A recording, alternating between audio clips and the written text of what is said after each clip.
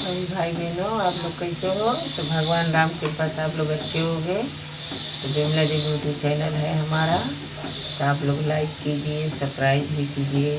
आप लोग जानते हो कि हमारे पति जो है कैंसर है, उनके कैंसर हो गया था, पूरा जीभ में कट गया था। अभी ऑपरेशन हो गया है उनका, तो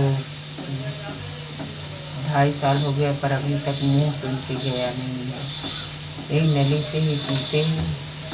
आप लोग से हमारा प्रार्थना है कि हमारी वीडियो को लाइक कीजिए, शेयर भी कीजिए, क्योंकि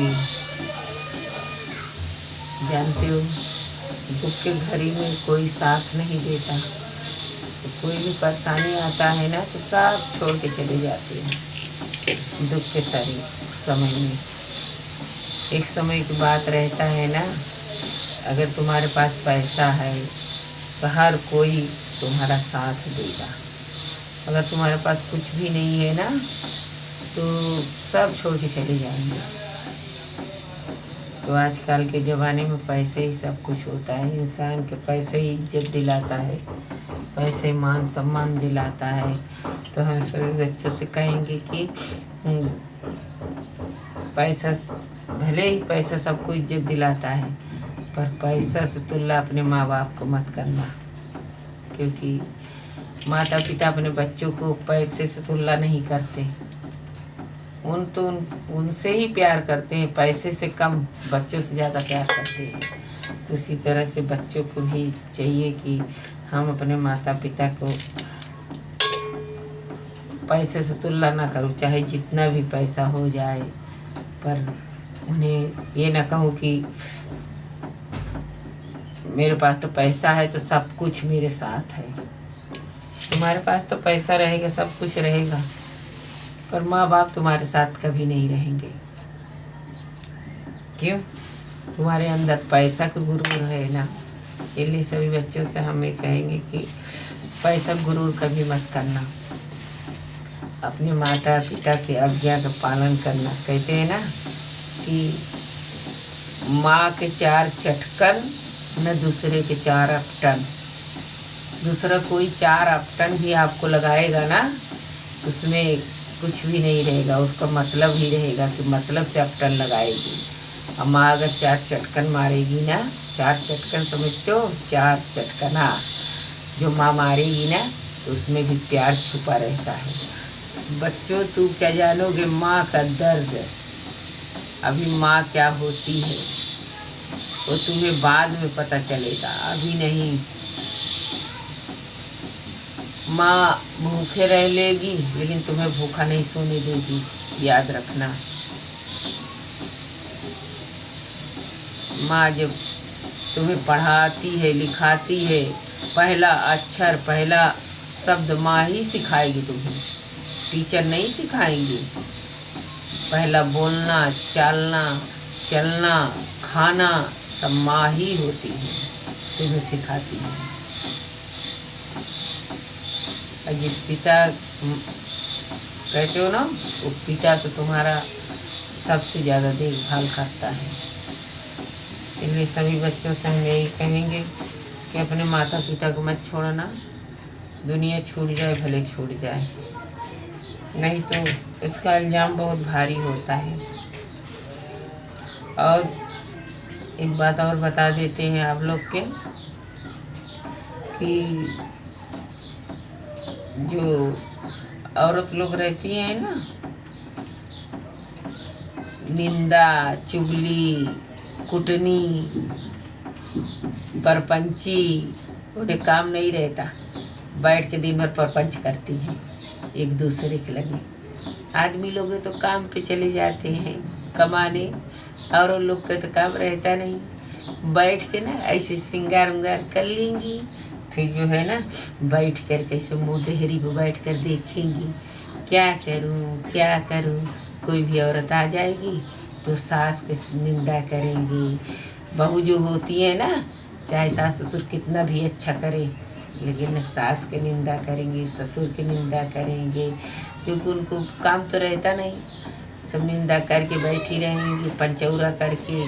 फिर रात के पति आएंगे ना तो बोलेंगे मेरा सिर दुख रहा है, मेरी तबीयत ठीक नहीं है। पति बेचारा क्या करे, दिन भर काम करते आया है और आज की बता दी कि मेरा तबीयत ठीक नहीं है। क्या परपंच करने के लिए तुम्हारा तबीयत ठीक है? एक दूसरे की निंदा चुगली करने के लिए? ये सभी औरतों के कहती हूँ, बैठो मत। अगर पति काम पे जाता है तो तुम भी काम करो, काम पे लग जाओ। बैठने से, परपंच करने से, निंदा करने से तुम्हारे अंदर दिमाग में खुरापाती सोचता रहता है। श्रृंगार करके दिखाने का नहीं है, श्रृंगार सिर्फ रात की करो। जब तुम्हारा पति आ जाए तो श्रृंगार करके उसे दिखा देना कि मैं कितनी सुंदर हूँ, मैं कितनी क्यूट हूँ, है ना। हाँ, सभी औरतन कहते हैं अगर श्रृंगार करना है तुम्हें ना, ये सुंदर चेहरा दिखना है ना, तो जब पति काम से आ जाए ना, को यहाँ लाल कर लो, यहाँ लाल कर लो, यहाँ लाल कर लो, को लाल करके इसको भी लाल कर लो, सब लाल करके जब पति आ जाए ना तो उसके दिखा देने का कि देखो मैं कितनी सुंदर हूँ, कितनी गोरी हूँ ना। और जब पति चला जाए ना तो श्रृंगार नहीं करने का। किसी को दिखाओगी? लोगों तो क्या कहेंगे, कहेंगे हाय कितनी अच्छी है, कितनी खूबसूरत है। ये तुम भी तो बच्चों को जन्म दोगी, जैसे एक माँ के बेटा लेकर के जुदा हो गई तो तुम भी बच्चे को जन्म दो, तो तुम्हारा भी बेटा शादी के बाद वो भी अलग हो जाएगा, तुम भी अकेली रह जाओगी। ये मत सोचना कि मैं अच्छे से चलाऊंगी, मैं भी सोची थी। कहते हैं ना, तुम करोगी वही जो सोचोगी, पर होगा वही जो हमारे राम जी चाहेंगे। तुम करोगे वही जो सोचोगी, पर होगा वही जो हमारे राम जी चाहेंगे। तो कितना भी सोच लो कि हम अच्छे से चलाएंगे, लेकिन वही होगा, होने को कोई टाल नहीं सकता।